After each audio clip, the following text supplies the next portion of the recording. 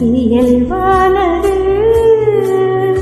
நீரினில் இருப்பினை போல சிறு தொடுதலில் புரிவதும் அல்ல. காதலும் கடவுளை போல அதை நீரினில் உணரணும் மெல்ல. ரகசியமானது காதல், மிக மிக ரகசியமானது காதல்.